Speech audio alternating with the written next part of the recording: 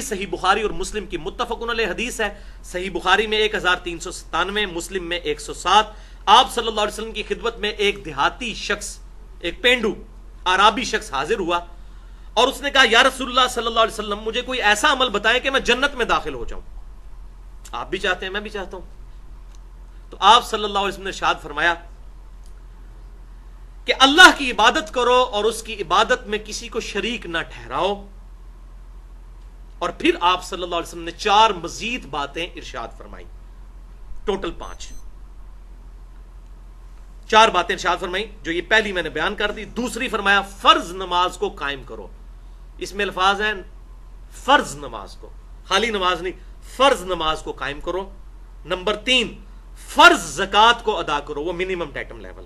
اور نمبر 4 رمضان کے روزے رکھو. اس میں حج کا ذکر نہیں، کیونکہ اس وقت تک حج فرض نہیں ہوا تھا، حج کی فرضیت بعد میں آئی، وہ باقی حدیث میں مل گیا. تو آپ صلی اللہ علیہ وسلم کی جب یہ بات سنی تو اس دیہاتی شخص، سیدھا سادہ پینڈو آدمی تھا، اس نے کہا یا رسول اللہ صلی اللہ علیہ وسلم، آپ نے جتنا بتایا نا اس سے زیادہ میں نے کوئی نہیں کرنا، جتنا آپ نے بتا دیا، نہ میں اس سے زیادہ کروں گا نہ اس سے کم. اور یہ بات کہہ کے وہ وہاں سے چلا گیا. آپ صلی اللہ علیہ وسلم نے ارشاد فرمایا اگر کسی شخص نے کسی جنتی کو دیکھنا ہو تو اس شخص کو دیکھ لو.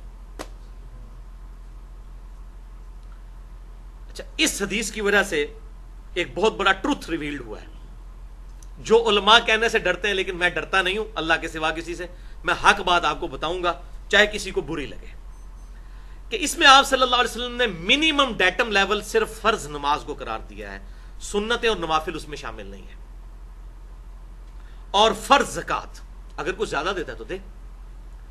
لہذا اس حدیث کے تحت الحمدللہ بالکل یہ واضح ہو گیا، ٹروتھ ریویلڈ ہو گیا کہ نماز جو آپ پہ فرض ہے وہ صرف 17 رکھتے ہیں، جس پہ اہل سنت اور اہل تشیع پوری دنیا کے مسلمانوں کا اجماع ہے.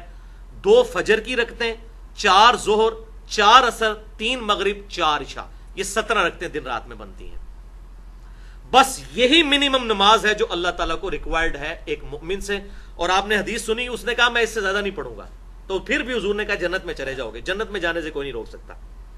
اور منیمم فرض زکوٰۃ وہی 2.5%، اگر وہ کرنسی پہ ہو یا سونے کے اوپر یا چاندی کے اوپر.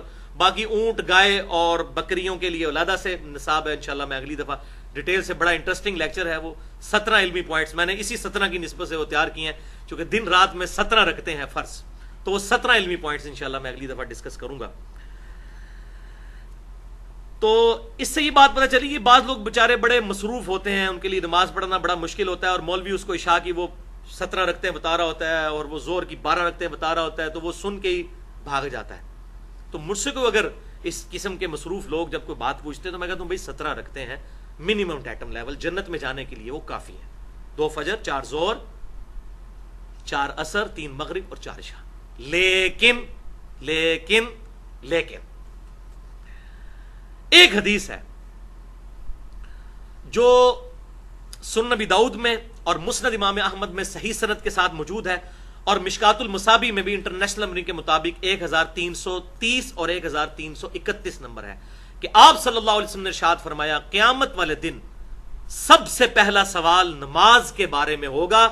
جس کی نماز درست نکل آئی اس کے باقی معاملات آسان ہوتے چلے جائیں گے، اور جس کے فرض نماز میں اگر کوئی کمی نکل آئی تو اللہ تعالیٰ فرشتوں سے فرمائے گا دیکھو میرے بندے کے اگر کوئی نفل نمازیں موجود ہیں تو ان کے ذریعے اس کے فرائض کی کمی پوری کر دو. تو نفل پڑھے ہوں گے، سنت موقدہ پڑھی ہوں گی تو کمی پوری ہوگی نا. اور پھر اللہ تبارک و تعالیٰ اس کے ساتھ عافیت کا معاملہ فرمائے گا. اور پھر آپ صلی اللہ علیہ وسلم نے فرمایا نماز کے بعد اگلا پھر سوال زکوٰۃ کے بارے میں ہوگا.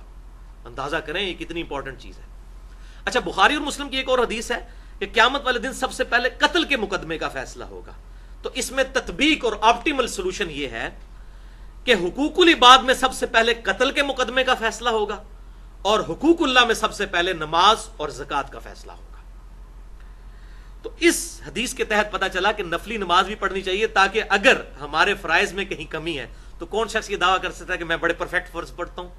جتنی بھی ہم کوشش کریں تو کمزوری تو رہ جاتی ہے، بعض اوقات جماعت رہ جاتی ہے، بعض اوقات نماز میں دھیان بڑھ جاتا ہے. تو اس کی کمپنسیشن ہوگی نفلی نمازوں سے. اور وہ بخاری اور مسلم کی متفق علیہ حدیث ہے کہ آپ صلی اللہ علیہ وسلم نے فرمایا جو شخص فرض کے علاوہ 12 رکعتیں پڑھ لے گا اللہ تعالیٰ اسے جنت میں محل عطا فرمائے گا. اور بخاری اور مسلم کی متفق علیہ حدیث ہے کہ آپ صلی اللہ علیہ وسلم یہ 12 رکعتیں کبھی نہیں چھوڑتے تھے. پھر امہات المومنین سیدہ ام حبیبہ رضی اللہ تعالیٰ عنہ اور سیدہ عائشہ رضی اللہ تعالیٰ عنہ نے اور سیدہ ام سلمہ رضی اللہ تعالیٰ عنہ نے بیان کیا کہ وہ 12 رکعتیں ہیں 2 فجر سے پہلے، 4 ظہر سے پہلے، 2 ظہر کے بعد، 2 مغرب کے بعد، 2 عشاء کے بعد، یہ 12 رکعتیں بنتی ہیں. تو یہ 12 رکعتیں ہم پڑھیں گے تو انشاءاللہ ہمارے فرائض کی کمپنسیشن بھی ہوگی. اور اس کے علاوہ ایک اور نماز سنت موقدہ ہے اور وہ وتر کی نماز ہے، اس کی بہت زیادہ تاکید ہے. ایون وہ جو وتر کی نماز ہے اور سنت موقدہ فجر کی، یہ آپ صلی اللہ علیہ وسلم نے کبھی سفر میں بھی نہیں چھوڑی. فجر کی 2 سنتیں اور عشاء کے وتر، وہ آپ 5 بھی پڑھ سکتے ہیں، 3 بھی پڑھ سکتے ہیں اور 1 بھی پڑھ سکتے ہیں، بلکہ 13 تک پڑھنا آپ صلی اللہ علیہ وسلم سے ثابت ہے. وہ انشاءاللہ کبھی موقع ملا تو میں وتر کے حوالے سے بھی گفتگو کروں گا.